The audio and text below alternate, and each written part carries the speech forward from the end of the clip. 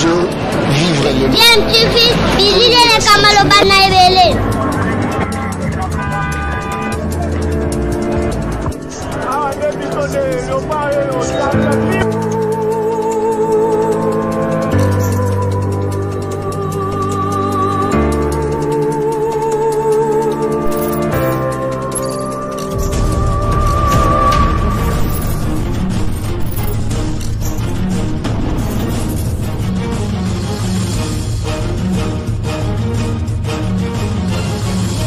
DMTV toujours en avant. Vous êtes sur DMTV, bonjour ou bonsoir, tout dépend de l'heure à laquelle vous nous suivez. Tout plaisir est pour nous de vous retrouver, mais surtout de savoir que vous êtes nombreux en train de suivre votre chaîne YouTube DMTV. DMTV qui vous propose l'actualité, vous propose également des analyses et des réflexions sur des sujets d'actualité, sur des faits sociaux, tout simplement sur des réalités que nous observons ici chez nous en République démocratique du Congo. Chef de l'État Félix Antoine Tshisekedi Tshilombo en tournée na Grand Kasaï, hein, que depuis que Azwaki Bokondinaye, chef de l'État a tikali ko tambola na noté na République démocratique du Congo mobimba. C'est vrai que tomona ye kokende na est ya mboka e pa yopi urgence ezalaki par rapport ya problématique et insécurité. Yo ezali ko servir côté kuna kokende même na Katanga par moment pour les mêmes raisons aussi, mais là-bas province et belé chef de l'État a tikali ko commenter alors a décidé avant que mandat na ekoka kosi le roi mandat ngo pezali ko cheminer malembe vers la fin akoka ko kota na Congo profond ayeba kotala anini bande na biso bazali ko vivre pe bazali ko kutana na yango et chef de l'État abandi par Grand Kasaï na programme na ndenge zali ko lobama chef de l'État esengela ko koma pe la ba province misusu ya mboka na biso République démocratique du Congo. Alors artiste musicien Wera Sono pe outi na côté ya est webi ke ba musicien na biso ba komi ko kende côté kuna pona ko consoler bande ko na biso après volcan oyo et tombokaki boyebi ke Nirangongo tombokaki dernièrement tolanda ki artiste Koffi Olomide ko kende côté kuna notamment ko koma na Beni esika wapi bande ko na biso bazali ko vivre penza pasi ya ba ADF hein bato bazali ko boma bande ko na biso chaque jour Koffi Olomide kendaki pe kuna moni na miso na ye nini bande ko na biso ba vivaka Wera Son pa uti na Butembo notamment pe azalaki na Goma et pa wapi o ya moni azalaki pe kaka makambo ya malamu penza te pe a pesaki pe mbela na ba continent biso notamment pour baye ba ko continuer ko travailler davantage encore pour ko améliorer ba condition ya ba population na biso. Mais Wera Son a s'adresser pe na chef de l'État na Italie tourner na yendenga bandi na Grand Kasaï pour que ko suka kunate ya on a nina proposer no beaucoup ko Rolanda Wera Son ndenga zako koloba na chef de l'État Félix Antoine Tshisekedi a pesier message pe mbela na ye bon to se retrouver pour que to ko conclure l'isolo oyo to bandi ko solana bino. Suivant nous retrouvons tout de suite après na vivre mais l'air na longwe pour na zonga kin avant na kinde na image mo batindelenga ya ba maman ou ba sinistre ya Goma balobaki Wera papa ya kotala biso pona yebi ke bato basala ba kambebele kuna et bele basala sala na bango je ne sais pas entre guillemets moi j'étais obligé na se bango que sona ke Butembo na rozongela bango nzela wana l'air na zongi na ki na volcan place bala vezalaki et je regardais parce que c'est pour la première fois ngapé tant ezalaki tout ça tout le monde kiango bien que tout na compte à nous le Congo on a envoyé quand même des choses en passant na quel aéroport na tu docteur bino présent et tokina ne boto le aéroport avec Roselanga mon frère là na komi na mbongo mwanda moto joki na concert au monde kaka ba nini alaki pona teke PCD na kuna na check yango pona na ngo poto fêter ba musicien l'air na komi j'étais obligé ko pesa mbongo nyoso si autant na remettre bango ba singa no présent donc to la sur place to lalaka na ke Nathalie maman na koti na kati alali Nathalie kitango soki mvule beti na bana basi na bana na iserenga na malini na nzoto soko mama moka binanga bi papa Wera nazana problème nazana bana 6 baza awa mobali langa kufa efana zonga mbandaka nazana mbongo te natalika buninja te so pesi mbongo pona pesi ozana ngwa oh please mama billet combien oh papa billet zana nga $60 na enzani ninja oh please eza ba dollars zana kati pesa kana ozana kati na ba fra pesa ngonyoso nakaba na pesi mama mama na Airbnb merci papa ko inzoka mwana nazaki na pembeni mwana mama yi bunga kaninga mwana telenga bwa papa nzamba pambola yo na kokite na longo na leli pena ou rouler la ventile te on est sincère quoi 12 te keba c'est-à-dire papa kitinga na kokaki soutenir na susu na pesi mwana wana après avant na bima na tindi susu muto na bikeno bakisala mwana la l'air na yi a wana mona kino il faut lancer appel na bata bonne volonté ngasa na fondation na kopesa ba numéro ba adresse tout que bato baza na bonne foi bonne volonté en tout cas basalisanga to salisa bandiko wana il faut na longola bana wana 6 bazonge pana bango na mbandaka bakisa vina bango et puis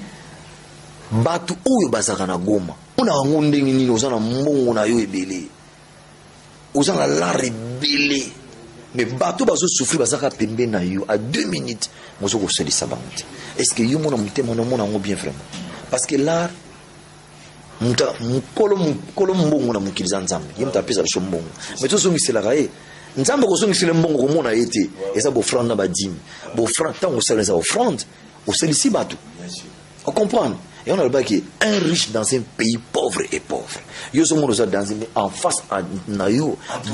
bazo ko quand même pour sa santé dit bazanga metam so koka tam so mona lipa ko lia za na ngote mais yo au moins de somme à 4 millions de dollars, 10 millions de dollars, mais devant ta parcelle, na balabala na yo koto sali, bato Lucas, $20. Yebsanga, est-ce que vous allez béni yo na vie na yo? Et vous allez béni te. Vous comprenez? T'as la bamsule au monde a béli. Azo bien la même malade na yo nanga, bakangi na 2 plus malaria, yo peut 2 plus malaria, mais malaria n'est aussi là te. Azo transférer dans l'hôpital, quand la 2 plus. Mais yo qui est dans la pharmacie, mais il va pas tout maladie c'est que nous avons besoin de punir sans le savoir.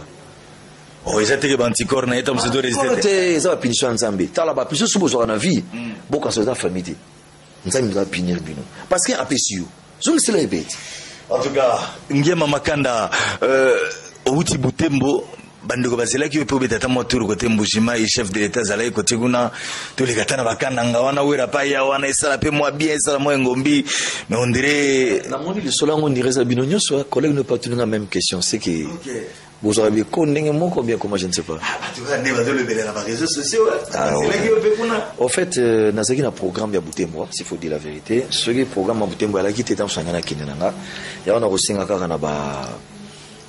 population ya Mbushimai ça fait très longtemps akina kotala bino na bi ke ba fanatique boza ibeli a wera so na Mbushimai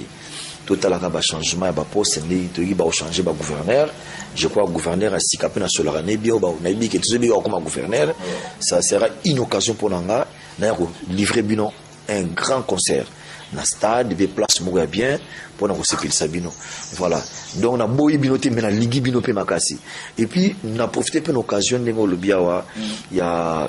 passage à chef de l'état na Mbushimai en tout cas na programme na ya s'il faut dire la vérité avec que a la tourner ma province union sur la RDC à KNDP partout en tout cas na programme na EP j'espère à lobaki pe au KNDP na Grand Bandundu en tout cas président merci beaucoup ko bossa na Grand Bandundu te na Grand Équateur parce que Grand Bandundu bazana besoin ba ibisayo ba doléance na bango ba bazana ngo moi je suis des grands bandum s'il faut dire la vérité bazana bisa RDC mobimba chez biso on a des problèmes énormes que vous pouvez pas imaginer chez biso courant ezalakate na bandundu il y a beaucoup banzeli ezalakate ce que le kona na bandundu ville ba rabota mais bacha makadamte ça fait combien d'années tilelo so ke na Kikwiti problème à courir en Zali so ke na Idiofa ok na Bulungu ok na Vanga ça dit et makambe ba morgue ezate ba chambre froide ezate courant ya Kakobolo tilelo ba pelisaka ngote na Kikwiti wana stade ongai na kena ko beta concert tozo ba mbongo bana batu to cospérer na ministère ya sport tilelo stade ya Kikwiti bota matiti soko bana Kikwiti ba ko jouer mo colonie. Or, makamona nyoso, chef de l'État, yomoko au vivre en live, et puis, on peut savoir pourquoi je bats sur la pena yo, bah, il y a doléance bango. En tout cas, chef de l'État, naïbi ndongo za mutema munene, o misama ya miso. O misama ya miso, non, c'est que makambo, o ngana yokaka, et ça ndenga na moni awati. Bandi konanga, tocha politique na pembeni. Totala ki.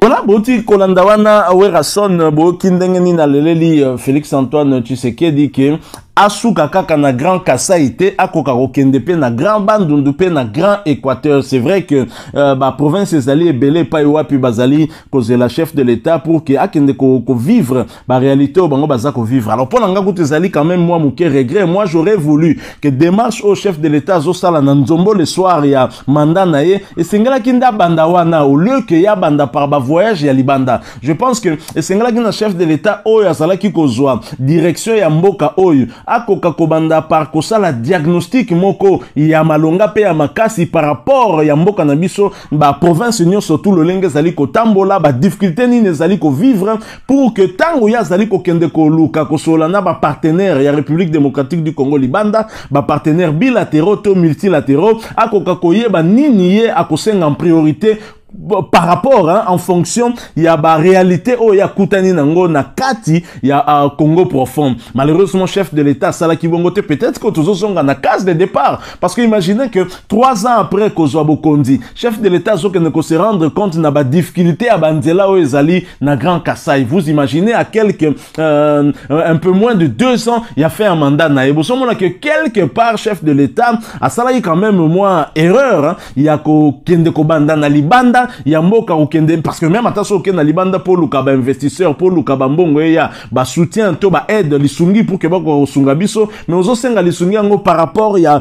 problème nini oh yo yebi ke tozala ngo alors que sengela ki nano yeba nanu ko s'imprégner na ba problème o biso tozali na yango bongo na sima okende siko ko yeba ko partager makanisi na ba paya de sorte que yeba ndeni yo ko mboka na biso ko gagner à travers ba sortie yo sala ki je crois que quelque part en tout cas de mon avis chacun peut exprimer opinion nae pe avis nae. De mon avis, démarche au chef de l'État Zostal en tous les cas, quelle que soit la période, début tout comme Katika to peut faire mandat zali malamu. Sengeli na chef de l'État ko tambolaka. Pe ko tambolango fait ça la régulier, ça te que ça la kaka une fois tous les 3 ans de yo tamboli non, faut ko tambolaka po mon appel le lengeni ba bazali ba collaborateur na yo na ba province na bazali ko travailler ba collaborateur zali notamment ba gouverneur. So musale zali ko sale mamalamu to on se rendre compte na ngondengeni parfois et zo senga na yo donc voilà, chef de l'État sengela ki banda na Congo profond ayeba ko s'imprégner na ba réalité pe ba pasi yo ezali wana po ayeba sikoyo ko adapter vision na par rapport à ba réalité wana. Donc bon c'est vrai que il n'est pas tard pour bien faire mais quelque part tozomo na lokola ko tambola sikoyo ezali pe na mo intérêt à ba élection ezali ko ya alors wana pezo sala mo pasi muke alors soki volonté makasi ezalaki pena ya ko luka ko tambola pona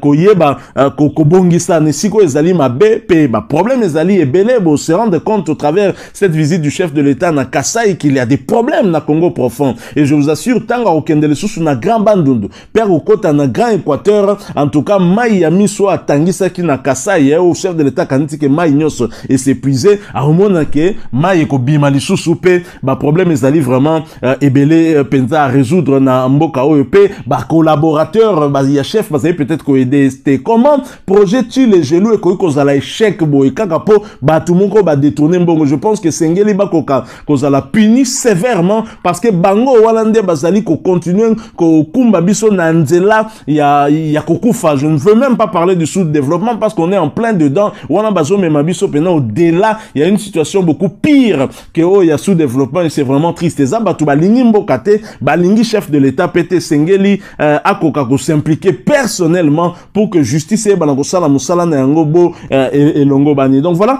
ce que nous avons voulu partager avec vous donc cette image où Erason au sein la chef de l'État koka okoma na Grand Équateur pe na Grand Bandundu le lenge moko sali na Grand Kasai. C'est vrai toka ki kezali na programme na ye ezali pe mabete ko yeba ko rappeler parce que na bi que chef de l'État a sala ki ba promesse ebele même na moment en campagne na ba province nyo surtout ya mboka na biso et pas yo pe alekanaki est-ce qu'à tenir ba promesse na ye question mark ye moko zonga liboso ya population na pa yeba ko solana bango lolenge auti ko sala na a Grand en Kasai. Merci na bino batu bolandi biso to komi na suka soki bo sepeli na lisolo to beti aboti ke la biso moi ba j'aime belé saka biso toujours bien ko yeba ke bo apprécier musala to ti ko sala bino. Merci pe lisusu na bino ko partager na biso point de vue na bino na nzela ya commentaire bobo sa na pete ko mi abonner na chaîne o soki nde onanga nano mi abonate oza mutokoti sika na chaîne o tope ya kala mi abonana nte ko hésiter te o mi abonner na chaîne Oyo, kobosa na pete ko activer la petite cloche de notification na ningala tobenga kangonga ngingon o activer yango ko permettre na yo rataka lisusu te ba prochaine vidéo toyeba ko partager awa ana abino. Encore une fois merci, avec espoir de vous retrouver bientôt dans un autre sujet d'actualité. En attendant, portez-vous bien et DMTV vous dit au revoir.